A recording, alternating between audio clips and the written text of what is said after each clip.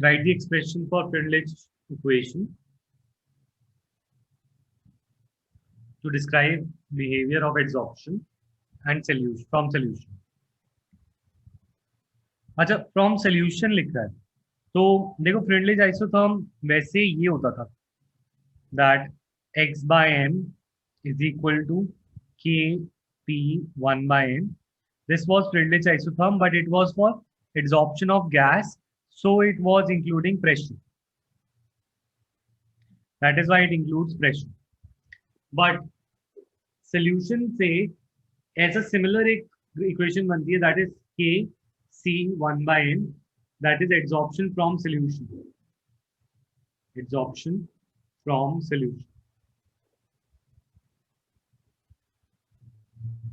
तो x by m versus concentration का जो ग्राफ होता है, इसके अंदर अगर हम लॉग ले लें तो इक्वेशन बनती है log x by m is equal to log k plus 1 by n log c.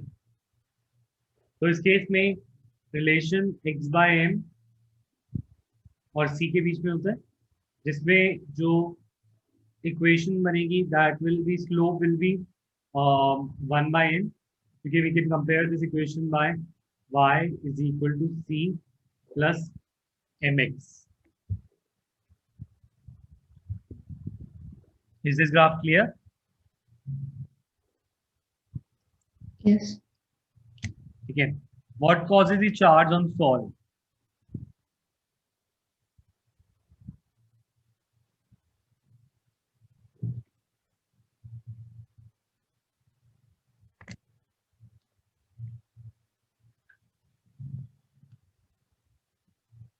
Question कह रहा है what causes the charge on the sol particle.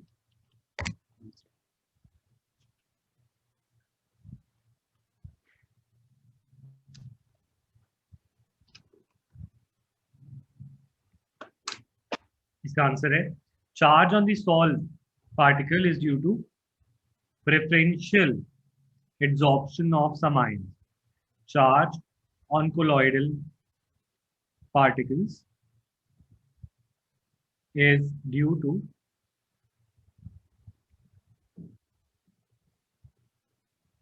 preferential adsorption of some ions on colloid surface.